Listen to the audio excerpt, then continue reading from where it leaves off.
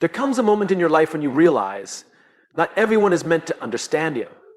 And that's not your fault. It's not even your responsibility. We live in a world where we're constantly explaining ourselves, why we made a certain decision, why we said no, why we walked away, why we're doing something different. And every time we explain, we hope it will earn us validation. But what if I told you, the more you explain, the less people respect you? Because here's the truth. When you truly know who you are and why you do what you do, you stop needing to explain yourself to everyone. Clarity becomes your compass. And that clarity speaks louder than any justification ever could. People who constantly explain themselves aren't always doing it for understanding. Many times, they're doing it for approval. They want to be validated, accepted, liked. But the more you try to explain yourself, the more you hand over your power. You shift from leading your life to defending it. And leadership was never about defense, it's about direction. Clarity is rooted in purpose. When you're clear about your values, your goals, and your intentions, you don't feel the urge to convince anyone. You don't feel the urge to prove anything. You simply act. And that action, grounded in purpose, earns more trust and respect than any justification ever could. Because people might question your choices, but when they see that your choices are consistent, when they see that your actions align with your words, they begin to trust you, even if they don't understand you. Justification, on the other hand, is reactive. It's a response to doubt, to fear, to insecurity. It's what we do when we haven't fully convinced ourselves, so we try to convince others. But here's the thing. If you're not convinced, they won't be either. People don't follow explanations. They follow clarity. They follow people who are so sure of where they're going that it inspires something in them. And that inspiration doesn't come from defending a decision. It comes from owning it. Clarity creates calm. It brings a stillness to your spirit because you're no longer pulled in 100 directions trying to appease everyone. You're not trying to be everything to everyone. You're being honest with yourself. And that honesty gives you the strength to be misunderstood. Because that's the part no one tells you. Being clear doesn't mean everyone will agree with you. It means you'll have the courage to be at peace when they don't. And it's that peace, that inner alignment that others begin to respect. They might not say it out loud. They might question you, disagree with you, or even judge you. But deep down, people admire someone who doesn't flinch. Someone who stands firm in their choices. Someone who can say, this is what I believe. This is what I'm doing. And I don't need you to get it. The most respected people in the world aren't the ones who explain every move they make. They're the ones who move with such clarity and consistency that they never need to explain at all. Their life becomes the explanation. Their results speak. Their actions align. And when your actions are aligned with your truth, you don't need to say much. You don't need to explain your boundaries, your decisions, or your silence. Because your energy, your presence, your consistency, that says it all. So instead of trying to justify your path to people who were never meant to walk it with you, get clear. Get clear on who you are. Get clear on what matters to you. Get clear on the life you're building. And when that clarity becomes louder than your need to be understood, you'll start noticing something powerful. People start respecting you, even the ones who never agreed with you in the first place. People don't always remember what you say. They remember how you made them feel. That's because energy is more powerful than words. Your energy is your silent teacher.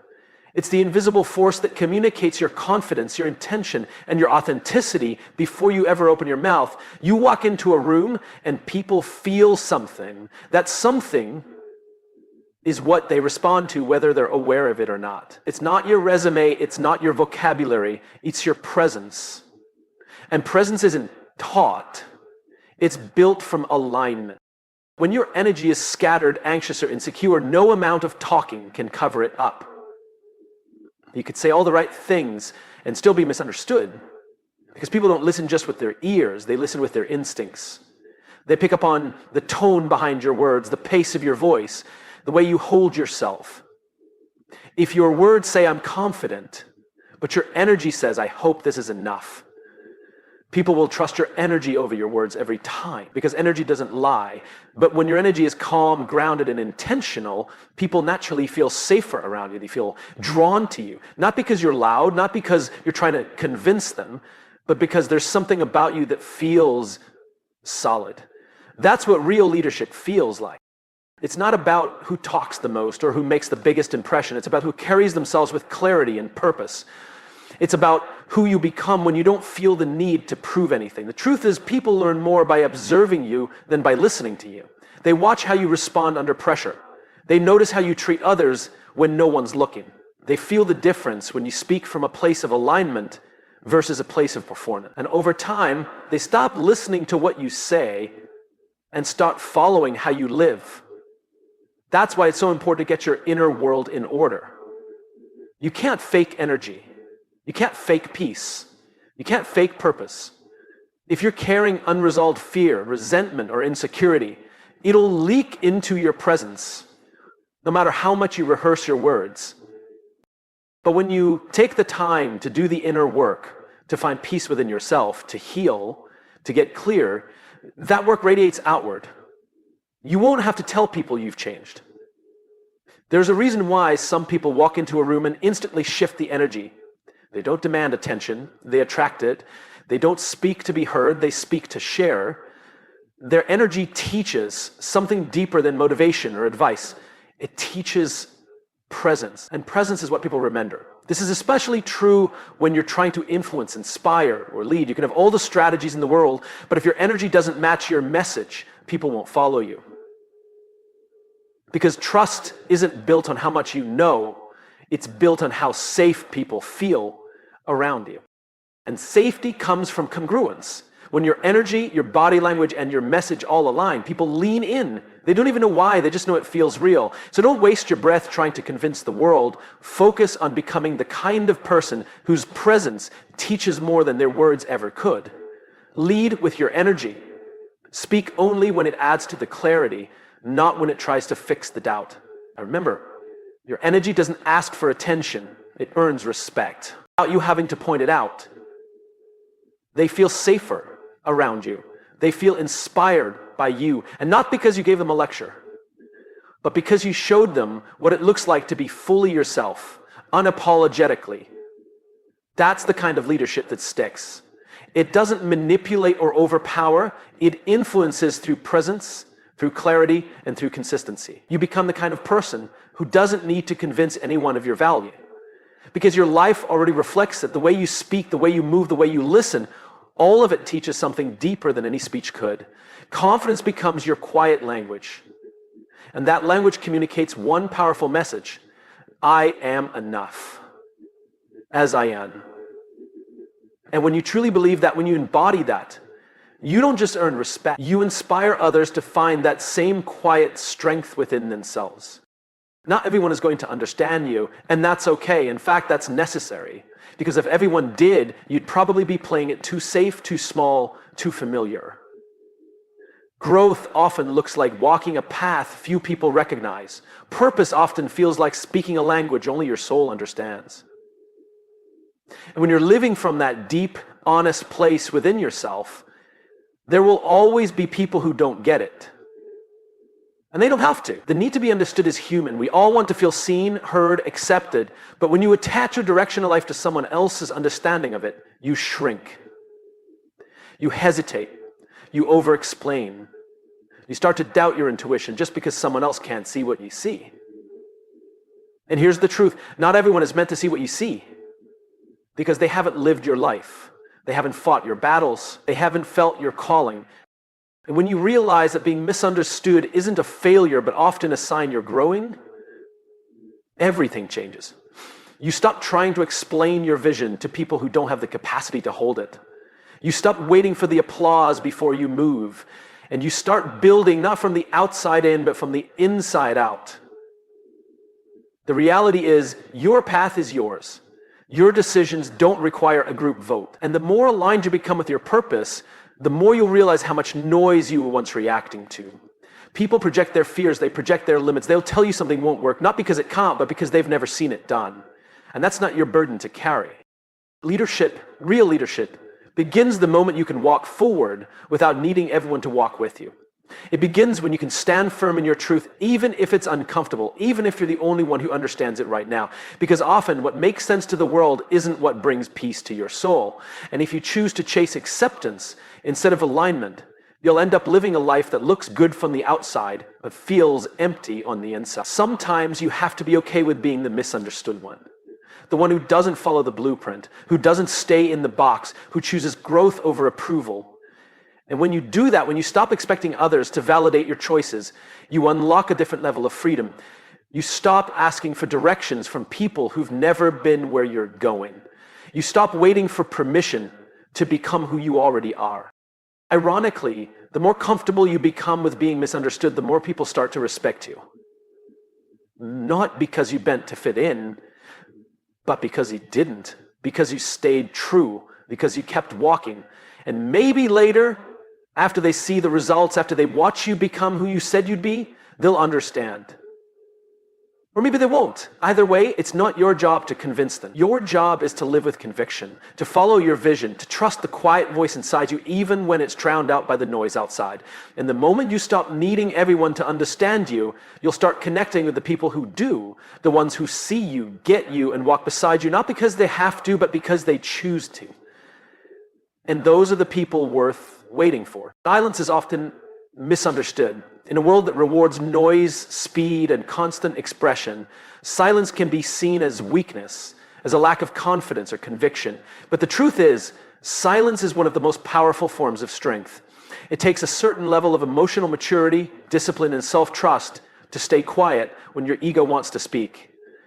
When you realize you no longer need to react to everything, you begin to understand what real power feels like. Silence is not about suppression. It's not about avoiding conflict or hiding your voice.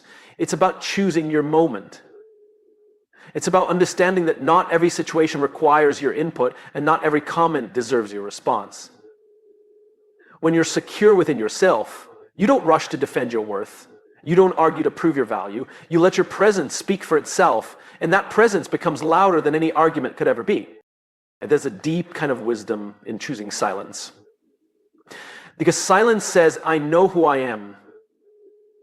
It says, I'm not here to convince, I'm here to move. When you're silent in moments that would typically trigger a reaction, you take back control. You're no longer playing on someone else's terms. You're setting your own. And in doing so, you maintain your peace, your clarity, and your dignity.